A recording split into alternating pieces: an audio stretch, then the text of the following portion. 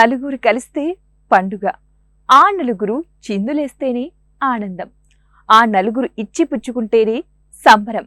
So ఆ నలుగురు కలిసి ఇంద్రధనస్సు లాంటి రంగులను ఒకరిపై ఒకరు చల్లుకుంటూ సంబరాలు చేసుకునేది హోలీ. మన ప్రేక్షకులకు హోలీ పండుగ శుభాకాంక్షలు.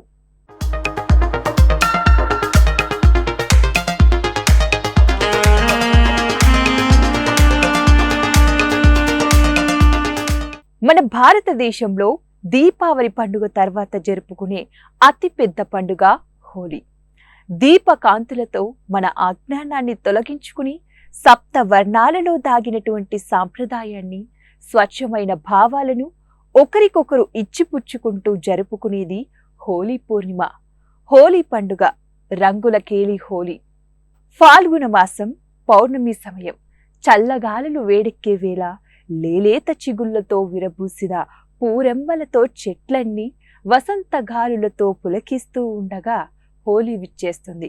రంగుల వసంతాన్ని, ఆనందాల తుల్లింతల్ని తెచ్చేస్తుంది.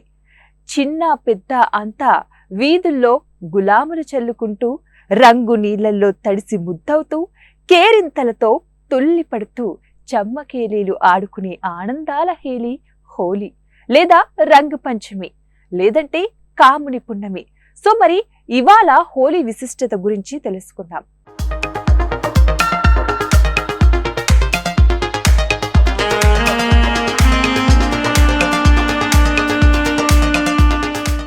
దసరా, దీపావళి మాదిరిగానే దేశవ్యాప్తంగా హోలీ పండుగ సంబరం జరుపుకోవడం విశేషం. ఫాల్గుణ పౌర్ణమికి ముందు రోజు కాముని దహనం జరుపుకొని మరుసటి రోజు అనగా పౌర్ణమి రోజు హోలీ పండుగను చేసుకుంటారు. ఈ పండుగ ఎక్కువ ఉత్తర భారతంలో చేసే మధుర, బృందావనం, నందగావ్, బార్సానాలో ఈ వేడుక తీరే వేరు. సుమారు 16 రోజుల పాటు హోలీ జరుగుతుంది.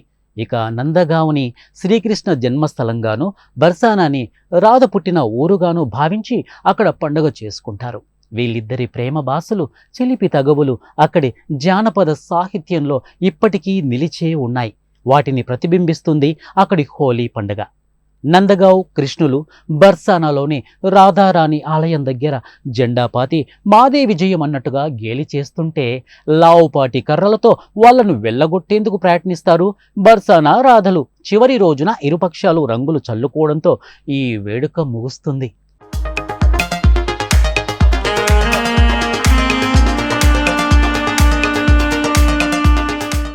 ఈ వేడుకను లాట్మార్ హోలీ అంటారు అక్కడ. అంతేకాదు, పాలమీగడ వంటి రాధ ఒంటి ఛాయ్తో తన శ్యామ వర్ణాన్ని పోల్చుకుని కృష్ణయ్య చిన్నబుచ్చుకుంటే యశోద కోపంతో రాధ మొహానికి రంగులు పూసిందని అలా ఈ పండుగ మొదలై ఉన్నాయి.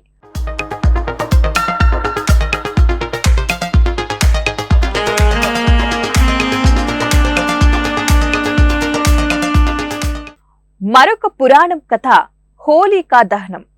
ఉత్తర భారతదేశంలో అయితే రాక్షసత్వం నశించి దైవత్వం నిలిచి ఉంటుందనడానికి సూచనగా ఈ పండుగ చేసుకుంటారు. అందుకే హోలీకి ముందు రోజు హోలికా దహనం చేస్తారు, ప్రహ్లాదుడిని స్మరిస్తూ.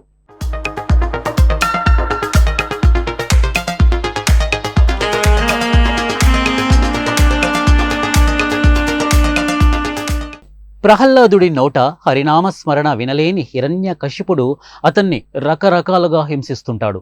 ఏది ఫలించక చివరకు విసిగిపోయి హోలిక అంటే ప్రహ్లాదుడి అక్క ఒడిలో కూర్చొని మంటలకు ఆహుతి కమ్మని ఆజ్ఞాపిస్తాడు. హోలిక కప్పుకున్న కంబలికున్న శక్తుల వల్ల ఆ మంటలు ఆమెనేమీ చేయలేవు. కానీ ఆశ్చర్యకరంగా ఆ కంబలి జారి ప్రహ్లాదుడిని చుట్టుకుంటుంది. హోలీకి చనిపోతుంది. అందుకే దానికి హోలికా దహనమని పేరు.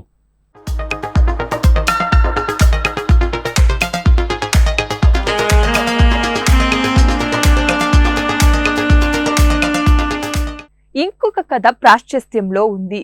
అదే మన్మథలీల.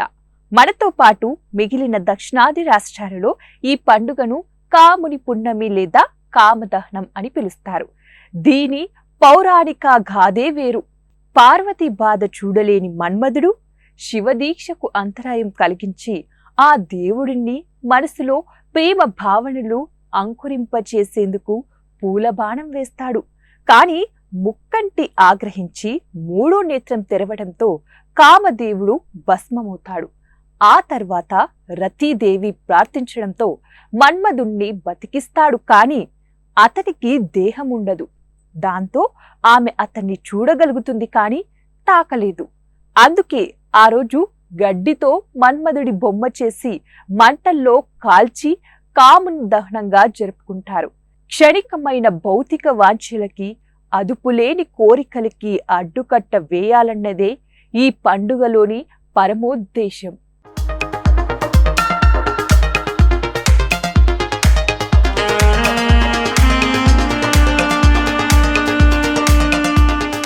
నేపాల్లో హోలీని జాతీయ పండుగగా జరుపుకుంటారు.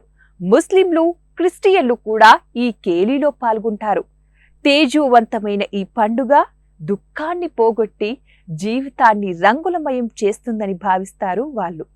ఈ పండుగ జాడలు పలు ప్రపంచ దేశాల్లోనూ వివిధ పేర్లతో కనిపిస్తున్నాయి. అయితే ఈ హోలీ రోజు అందరూ తెల్లటి వస్త్రాలు ధరిస్తారు. కారణం ఏమిటి?